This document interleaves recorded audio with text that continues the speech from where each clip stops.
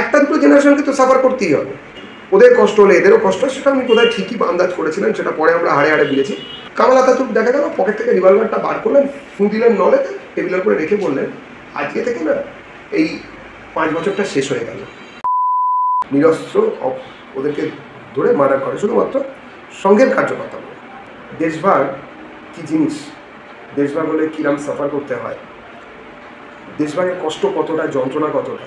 হিন্দু আর হিন্দু হওয়ার অপরাধে ওই মার মেয়েকে they've been raped and killed in our own ancestral house।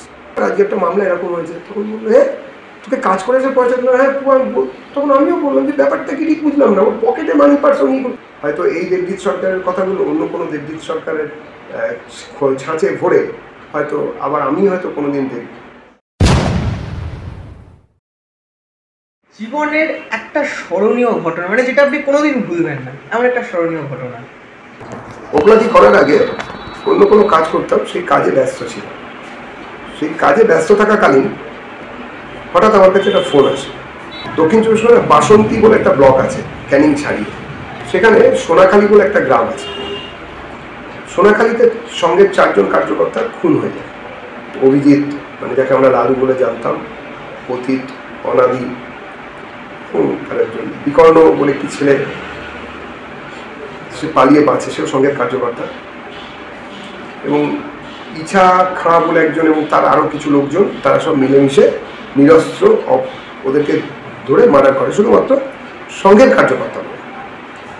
আমার কাছে খবরটা খুব অদ্ভুত ছিল যে ভাই, যারা কাউকে খুন করার কথা বলেনি, যারা কাউকে মার্ডার করার কথা বলেনি, যারা কখনো রাম মন্দিরের আন্দোলন তীব্র সুতীব্র কিছু হয়নি বা কারোর কোনো ক্ষতি করেনি, গ্রাম বাংলায় থাকা গেঁয়ো মানুষ, তারা মার্ডার হয়ে গেল।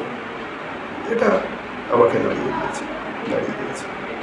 দ্বিতীয়ত আরেকটা, আমার ঠাকুমা মারা যান, স্ট্রোক হয়েছিল, তারপরে কয়েকদিন হসপিটালে ছিলেন, বাঙুর হসপিটালে।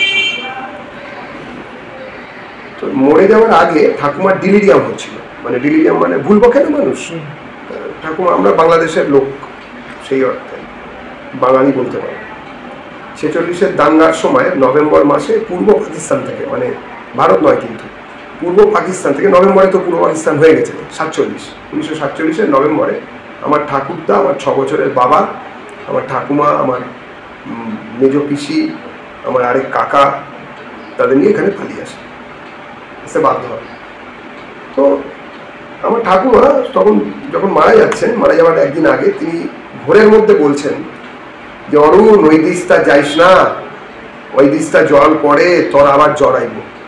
বাংলা ভাষা যারা জানেন না তাদের জন্য তর্জমা করে দিই। এটা হচ্ছে ফরিদপুরের, আমরা ফরিদপুর জেলার লোক, ফরিদপুরের কোটালীপাড়া বলে একটা জায়গা আছে, সেখানে একটা গোপালনগর বলে একটা সাব ডিভিশন, সেটাকে ওরা উপজেলা বলে ঘোষণা করেছে। তার বান্ধাবেরিয়া বলে একটা গ্রাম হচ্ছে আমাদের গ্রাম, অর্থাৎ আমরা সেই অর্থে ফরিদপুরের বান্ধাবেরিয়ার লোক। তো সেই গ্রামেতে থেকে যখন চলে আসে, তখন আমার ওই অরুণ বলে, অরুণ ছিল আমার বাবার পরের ভাই, মেজ কাকা, মারা গেছে। তার বয়স তখন 2.5 বছর, 3 বছর। ধুবুলিয়া ক্যাম্পে ছিল, নভেম্বর মাস, ক্যাম্পের যে তাঁবু সেখান থেকে চুঁয়ে জল পড়ে, অরুণের ঠান্ডা লাগে। অরুণ তারপরে ক্যাম্পবেল হসপিটাল, যেটা এখন NRS হসপিটাল, সেখানে ট্রিটমেন্ট করার জন্য ওখান থেকে কুজিকজিক রেলগাড়ি, তখন ইলেকট্রিক রেল ট্রেন তখনও বসেনি, তখন ওই কয়লার বাষ্প ইঞ্জিনে আসা হতো, সেই গাড়িতে করে এখানে আসে, এবং 2 দিন পরে ছেলেটি মারা যায়। মারা যাওয়ার পরে আমাদের দেশভাগের পরে আমাদের এমন পরিস্থিতি হয়, আমরা ওখানকার সচ্ছল পরিবার ছিলাম, এখনও যারা ওখানে রয়েছেন, যারা তখন প্রতিবেশী ছিলেন, সেই সময় প্রতিবেশীদের রূপ রং দেখিয়েছিলেন, শুধু আমাদের বেঁচে ফিরতে দিয়েছেন বলে কৃতজ্ঞতায় অনেক কথা বলতে পারি, কিন্তু এখন বলছি না। সেই প্রতিবেশীদের কাছ থেকেও আপনারা জানতে পারেন যে সত্যি মোটামুটি আমরা সচ্ছল ছিলাম, আমরা রাজা রাজা কিছু ছিলাম না বটে, কিন্তু আমরা সচ্ছল পরিবার ছিলাম। তা সেই পরিবারের বউ আমার ঠাকুমা, তিনি এসে একদম ক্যাম্পে থাকছেন, দুবেলা হাতে করে হাঁড়ি নিয়ে গিয়ে বা প্লেট নিয়ে গিয়ে খাবার আনতে হচ্ছে, এতগুলো ছেলেপুলে। তারপরে ক্যাম্পের হাসপাতালে সব থেকে সুন্দর দেখতে ছেলে, মানে বারে বারে আমার সবাই বলতো যে সব থেকে সুন্দর দেখতে ছিল, সেই একটা ছেলে 3 বছরের বাচ্চা মারা গেছেন, তাকে পোড়ানোর ক্ষমতা নেই, গাদা ঘরে ফেলে দেওয়া হয়েছে। পোড়ানো নয়, বা মানে সৎকার করার ক্ষমতা ছিল না, গাদা ঘর, মানে যেটা মর্গ আর কি, সেখানে ছুঁড়ে ফেলে দেওয়া হয়েছে। ঠাকুমার তখন থেকেই মাথা খারাপ হয়ে যায়। এটা আমার ঠাকুমার গল্প নয়, হাজার হাজার বিজয়া সরকারের গল্প, লক্ষ লক্ষ বিজয়া সরকারের গল্প, যারা কিনা দেশভাগের শিকার হয়েছে। তারপরে তো বাড়ি ফিরে আসে, আমার ঠাকুরদা যা হয়, তুমি এত কাঁদছো কেন, চুপ করো, বা তারপরে বিভিন্ন জিনিসটায় ধামা চাপা পড়ে যায়। আমাকে একটা স্ট্রাইক করেছিল ভাই, যে প্রায় 90 বছরের কাছাকাছি একজন ভদ্র মহিলা, তিনি মরার সময় তার 3 বছরের ছেলেকে সাবধান করছেন। কেন ওই সময় তো বোধহয় ফ্ল্যাশব্যাক হতে থাকে, ব্রেন আর কাজ করে না, কিন্তু স্মৃতি কত কঠিন হয়েছিল সেই সময়, বলছিল স্মৃতি, মেল্টিং অফ মেমরি। তখন বলছেন যে অরুণ, ওইদিকে যাস না, ওইদিকে জল পড়ে, তোর আবার ঠান্ডা লেগে জ্বর আসবে। দেশভাগ কি জিনিস, দেশভাগ হলে কিরাম সাফার করতে হয়, দেশভাগের কষ্ট কতটা, যন্ত্রণা কতটা, এটা তো আমরা লোককে বলি, রাজনৈতিক কারণে বলি, অরাজনৈতিক কারণে বলি, স্মৃতি কথনে বলি। তো এই ঘটনাটা কি হতে পারে, কতটা ইম্প্যাক্ট ফেলতে পারে, সেটা দেখেছি। আমাদের বাড়িতে রেপ হয়েছিল, মানে আমার বাবার মামাতো পিসি এবং তার মেয়ে, অর্থাৎ আমারও পিসি হবেন, সেই মেয়েটির পাকা দেখার জন্যই ওরা আমাদের এখানে আসে। ওই সময় দেশভাগ হয়েছে, পাকিস্তান তৈরি হয়েছে, কারোর সঙ্গে ঝগড়া ছিল না ভাই, আমরা মোদি জিন্দাবাদও বলে নেই আমাদের পরিবার। আমার ঠাকুরদা ছিলেন ওখানকার মাঝারি দলের কংগ্রেস নেতা, অনুশীলন সমিতিও করতেন তার সঙ্গে।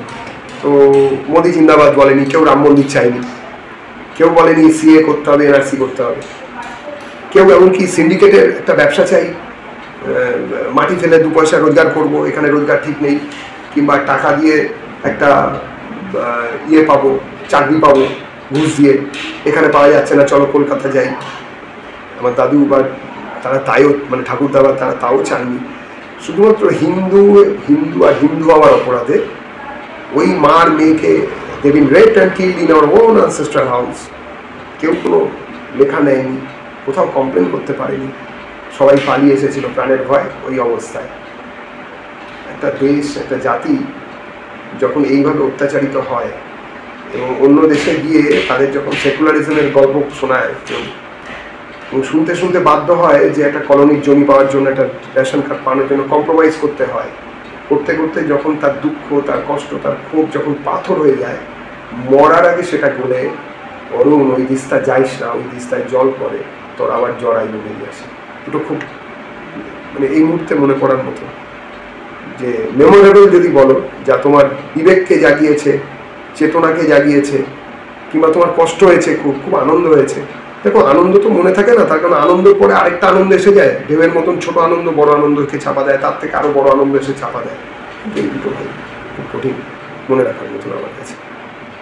আপনি তো আইনজীবী, আপনাকে নিজের কর্মজীবনে প্রচুর এমন মামলা সামলাতে হয়েছে যেগুলো হয়তো একটু অন্যরকম কিংবা এরকম, তো এমন কোনো মামলা যেটা আপনার জীবনে বড় প্রভাব ফেলেছে?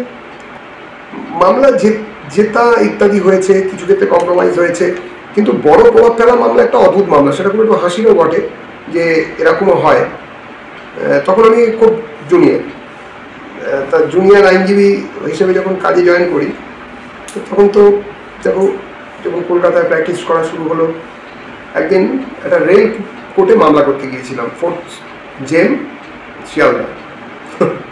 তা আমাকে জজ সাহেব ডেকে বললেন যে দিদিবাবু, আপনি তো জুনিয়র, একদমই জুনিয়র, প্রায় বছরখানেক হয়েছে, বলে আপনি একটা মামলা করে দেবেন, ফিজটা পাবেন কিনা জানি না, কেননা মানে কেউ ডিফেন্ড করছে না, আনডিফেন্ডেড, মানে ধরা পড়ে এসেছে আসামি, তাকে কোনো উকিলবাবু ডিফেন্ড করছে না, টাকা দিতে পারবে না। আইনি সহায়তা কেন্দ্র তখন শিয়ালদা ওরম পাওয়ারফুল ছিল না, এখন ভীষণ ভালো হয়েছে, তখন এখন সমস্ত সাব ডিভিশন কোর্টে খুব ভালো হয়েছে, ট্রায়াল কোর্টগুলোতে, কিন্তু তখন ছিল।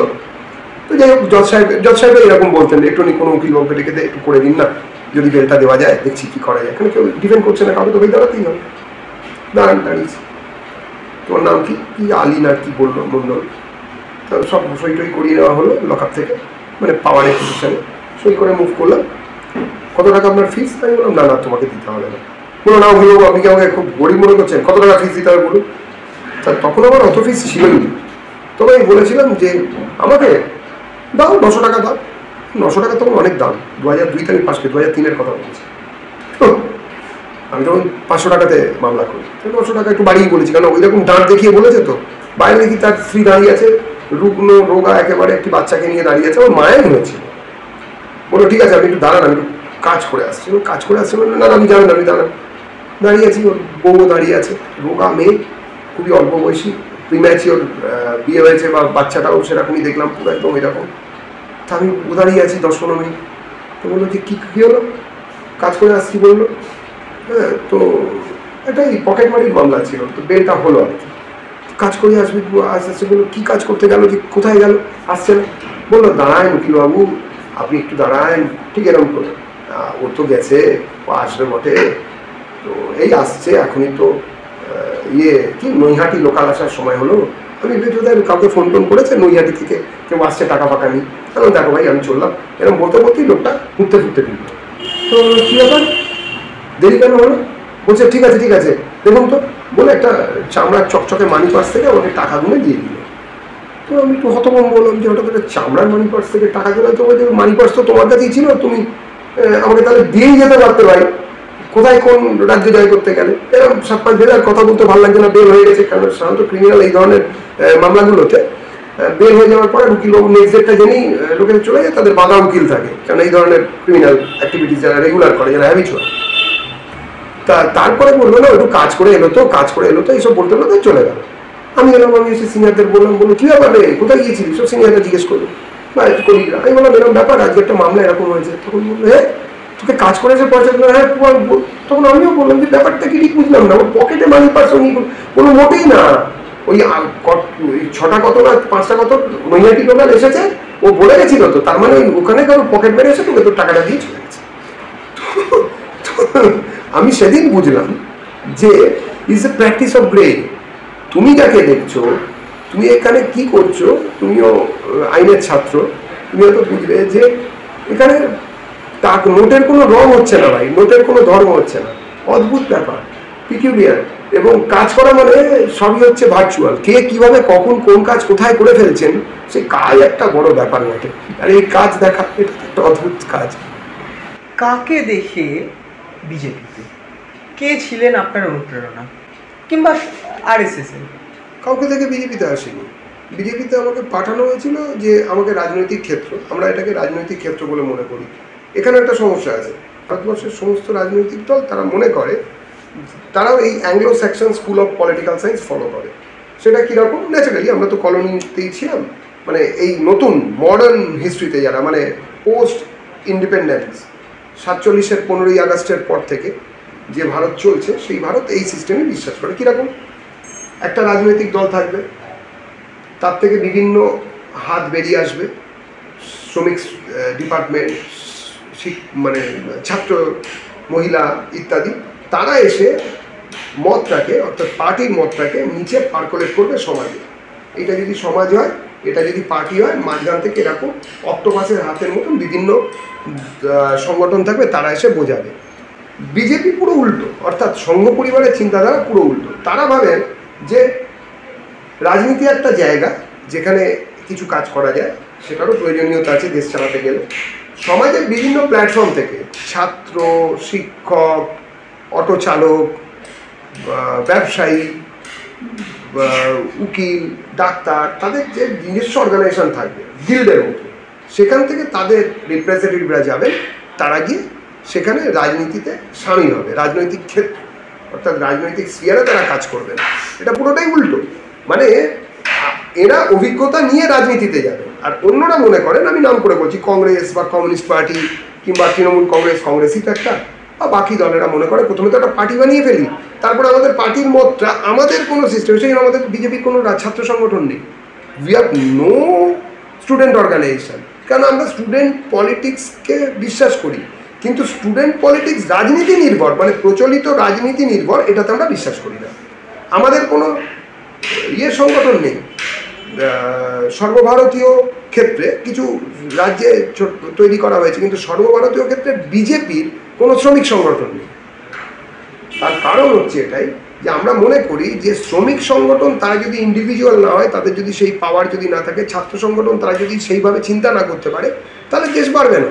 তাদের মধ্যে যদি প্রথম থেকে ঠিক করে দেওয়া হয় আমি সিআইটিইউ এর শ্রমিক আর আমি আইএনটিইউসির শ্রমিক, তাহলে আমরা শ্রমিক হিসেবে দুজনে আলাদা। এবারে যখন কংগ্রেস ক্ষমতা আসবে তখন আইএনটিইউসির কাজ হবে কংগ্রেসের যে প্ল্যানিং আছে সেটাকে ইমপ্লিমেন্ট করা শ্রমিক শ্রেণীর মধ্যে, আর যখন সিপিএম ক্ষমতা আসবে তখন শ্রমিক শ্রেণীর মধ্যে সিপিএম এর প্ল্যান ইমপ্লিমেন্টেশন করার কথা সিআইটিইউ এর নেতা বা তাদের মধ্যে থেকে। তাহলে কারখানা বন্ধ হলে কেউ দাঁড়াবে না, কেননা কারখানা যদি সরকার যদি সিদ্ধান্ত নেয়, যদি বিজেপি সরকার যদি সিদ্ধান্ত নেয় 50টা কারখানাকে বন্ধ করতে হবে, বিএমএস হচ্ছে একটি, বিএমএস বিজেপির অর্গানাইজেশন নয়, বিএমএস জনসংঘেরও আগে তৈরি হয়েছে 4 বছর, বিদ্যার্থী পরিষদ জনসংঘের 4 বছর আগে তৈরি হয়েছে, আলাদা আলাদা প্ল্যাটফর্ম। বিকেএস ভারতীয় কিষাণ সংঘ, বিজেপি জনসংঘ তৈরি হওয়ার অনেক আগে তৈরি হয়েছে। দন্তপন টিংরিজি, বলরাজ মাধব এনারা বিভিন্ন সংঘের ক্ষেত্র থেকে তারা এই ধরনের কাজ তৈরি করেছেন, এইসব প্ল্যাটফর্ম তৈরি হয়েছে বা সংগঠন তৈরি হয়েছে, এবং সংগঠন তারপরে সব থেকে পাওয়ারফুল সংগঠন এসে দাঁড়িয়েছে। এই যে চিন্তাধারা, এটা ঠিক বাংলায় বা বাঙালিতে 34 বছর বাম এবং তার আগের কংগ্রেসি শাসনের লোকেদের কাছে আমরা ঠিক ক্লিয়ার করতে পারবো না। যেমন বহু কলেজে আমি শুনেছি, এই আমাদের বিজেপির কোনো নেতাকে ডাকা যাবে যদি বিদ্যার্থী পরিষদের কার্যক্রম হয়,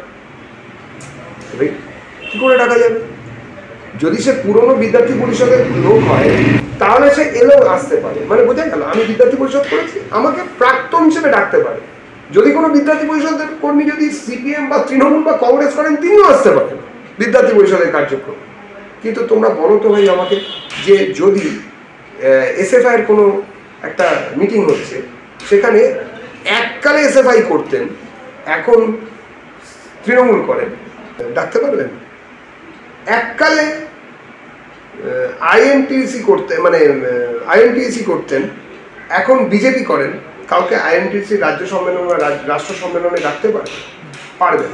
তার কারণটা যেটা আমাদের কথা হচ্ছে যে বিভিন্ন তার চয়েস অনুযায়ী তারা বিভিন্ন জায়গায় যেতে পারেন। অবশ্যই যেহেতু একটা বিচারধারা একই রকম হয়ে যায়, সেই জন্য বিচারধারার জন্য কিছু লোক বিজেপি সেই বিচারধারাতে বিশ্বাস করে, আমরা সেই জন্য বিজেপিকে সমর্থন করি। আমি ছোটবেলা থেকে যে বিচারধারাতে বিশ্বাস করি বা আমি যেভাবে জানিত হয়েছে, আমি মনে করি রাষ্ট্রহিত এইভাবে হতে পারে, সেই আমি মনে করি এই মুহূর্তে বিজেপি সেটাকে সমর্থন করছে। যদি অন্য কোনো পার্টি করে তাহলে আমরা ভেবে দেখব যে তারাও করছে কিনা। যদি আমার বিচারধারার সঙ্গে অন্য কোনো রাজনৈতিক দল যদি করে, আমরা তাহলে সেটাও ভেবে দেখব। সুতরাং কাউকে ব্যক্তিকে দেখে বিজেপিতে আসার এই সৌভাগ্য আমার হয়নি। আমার সামনে সেরকম কোনো ব্যক্তি ছিলেন না। বিজেপিতে আসার পরে আমি নিজেকে সৌভাগ্যবান মনে করেছি অনেক ব্যক্তিকে দেখে। অটল বিহারী বাজপেয়ীকে দেখেছি, লালকৃষ্ণ আদবানিকে দেখেছি, মুরলী মনোহর যোশীকে দেখেছি, ওই ট্রায়ালকে তো দেখেছি, পশ্চিমবঙ্গে তপন সিকদারকে দেখেছি, রাহুল সিনহাকে দেখেছি, দিলীপ ঘোষকে দেখেছি, আপনার বাকি যারা নেতৃত্বে আছেন, সুকান্ত বাবুর সঙ্গে তখন কাজই করি, শুভেন্দু বাবুর সঙ্গে তো সহকর্মী হিসেবে কাজ করার সৌভাগ্য হয়েছে, এরকম বহু লোককে দেখেছি। কিন্তু আমি যাদেরকে পেয়েছি আমি তখন সৌভাগ্যবান, তাদের সঙ্গে আমি কাজ করার সুযোগ পেয়েছি, কাছ থেকে দেখতে পেরেছি। কিন্তু একথাও ঠিক, কাউকে দেখে ইন্সপায়ার্ড হয়ে বিজেপিতে আসার সৌভাগ্য আমার হয়নি, কারণ আমি সংঘের নির্দেশে বিজেপিতে এসেছি। জীবনে এমন কোনো মুহূর্ত বা ঘটনা যখন মনে হয়েছিল যে আপনি হেরে গেছেন, কিন্তু এখন সেটা জীবনের একটা বড় শিক্ষা রূপে মনে হয়? ঘুরে দাঁড়িয়েছে সেদিন। প্রত্যেক দিন আমার বোন মনে মনে আমার কাছে মারা যেত, আর প্রত্যেক দিন ভয় পেতাম যে আর বোধহয় মানে ক্যান্সারের মতন আর কি ব্যাপারটা হয়তো হতো না। সেই জন্য ওই 6 মাস ভেলোরে থেকে এটা বুঝে গেছি যে হারার আগে হার মানতে নেই, শেষ হওয়ার আগে শেষ নিজের থেকে শেষ করে দিলে অনেক কিছুই শেষ হয়ে যায়। আমরা যদি হাল ছেড়ে দিতাম, যদি টেনে নিয়ে না দিতাম, তাহলে বোন হয়তো সত্যি মারা যেত। লড়াই জারি রেখেছি, তাতে যদি হারতাম সেটাও একটা রকম হতো, যদি জিতি তাহলে অন্যরকম। এ তো গীতাতেই লেখা আছে, কথা আবার আপনার শিষ্যার ভক্তা জিত আবার শেষের মহিম। যদি হারো, যদি মারা যাও তাহলে স্বর্গ পাবে, আর যদি যেত তাহলে মহি ভোগ করবে, মহি মানে পৃথিবী ভোগ করবে। তো চলতে থাকে। দেবজিৎ সরকার কোন লেগাসিটা রেখে যেতে চায়? আইনজীবী দেবজিৎ সরকার, রাজনীতিবিদ দেবজিৎ সরকার, নাকি ব্যক্তি দেবজিৎ সরকার? মানুষ দেবজিৎ সরকার, রক্ত মাংসের মানুষ দেবজিৎ সরকার, যার সমস্ত কিছু থাকবে, মানুষের মতো থাকবে, যার রাগ থাকবে, অভিমান থাকবে, দুঃখ থাকবে, আনন্দ থাকবে, সুখ থাকবে, লোভ থাকবে, কাম থাকবে, ক্রোধ থাকবে। ব্যক্তি দেবজিৎ সরকার। কে দেবজিৎ সরকার ভাই? ইতিহাস বইয়ের দিকে যদি তাকান, পাঠ্য ইতিহাস বইগুলোর দিকে, কত বড় হর্ষবর্ধন হাত পাতা, নেপোলিয়ান বোনাপার্ট 1.5 পাতা, হিটলার এত যুদ্ধ বিগ্রহের মালিক, চার্চিল, হিটলার, বাকিরা তাদের জন্য 3 পাতা বরাদ্দ। সম্রাট অশোক 1 পাতা। কোন ক্ষেত্রে মূল্য আসবে? আমার জন্য কি থাকবে? কিছুই থাকবে না। আমি যেটুকু আছি আছি। আসতে পারে যখন আসবো আরেকবার দেখা যাবে, তারপরের বারে আসবো আরেকবার দেখা যাবে। যে রূপে আসবো, যখন যেভাবে আসবো সেভাবে এসে সেই কাজ করতে হবে। আমাদের সিস্টেম তো আমাদের মাটির নিচে বসে থেকে সাথে অন্ধকারে এটা শেখায় না যে অপেক্ষা করতে হবে একটা শেষ দিনের জন্য। আমরা যতবার মরবো আবার আসবো, আবার আসবো, আবার আসবো। হয়তো এই দেবজিৎ সরকারের কথাগুলো অন্য কোনো দেবজিৎ সরকারের ছাঁচে ভরে হয়তো আবার আমি হয়তো কোনোদিন দেখব। এটাই তো আমাদের দর্শন, কিছু এসে যায়। স্যার আপনাকে অনেক ধন্যবাদ আমাদেরকে সময় দেওয়ার জন্য। যদি স্যার একটু সাবস্ক্রাইব করতে পারেন, কারণ সবাই দেখে কিন্তু করে। আমি দর্শকদের সাবস্ক্রাইব করতে বলবো, আর দর্শকরা সাবস্ক্রাইব করবেন, করতে বাধ্য হবেন, এরকম কোনো বিষয় নেই ভাই। Quality attracts quality. যদি আমাদের এই সাক্ষাৎকার বা তোমার ভবিষ্যতে বা পুরনো সাক্ষাৎকার সেগুলো যদি কোয়ালিটির হয়, তাহলে মানুষ সেটাকে আপনাতেই করবেন। আমি শুধু এটাই বলবো যে না দেখে তো কিছু বলা যায় না। একটা সংস্কৃত শ্লোক আছে, পুরানো মিথ্যেব ন সাধু সর্বম ন চাপি কাব্যম নবমিত্তবদ্ধম সন্ত পরীক্ষণ নতরধ্বজন্তে মূঢ় পরপত্য নেয় বুদ্ধি। অর্থাৎ পুরনো হলেই কোনো কিছু ভালো হয় না, নতুন হলেই কোনো কিছু খারাপ হয় না। যারা বুদ্ধিমান মানুষ, যারা শিক্ষিত মানুষ, তারা নিজেরা দেখে সেইটা সম্বন্ধে বিচার করে সেটাকে গ্রহণ করেন অথবা বর্জন করেন। যারা বোকা তারা মূঢ় পরপ্রত্যয় নেয় বুদ্ধি। অর্থাৎ মূঢ় যারা বোকা, তারা পরের কথা শোনেন, পরের মুখে ঝালকে কোনো কিছুকে ঠিক বা ভুল বলেন। এখন এই ধরনের চ্যানেলে যদি ঠিক বা ভুল এটাও যদি বুঝতে হয়, তাহলেও সাবস্ক্রাইব করতে হবে, দেখতে হবে, তবেই না বুঝতে পারবেন। দর্শকদের বলবো আপনারা ঠিক না ভুল এটা বোঝার জন্য অন্তত পরীক্ষা করার জন্য একবার দেখুন, পরের মুখে ঝাল। অনেক ধন্যবাদ স্যার, অনেক ধন্যবাদ।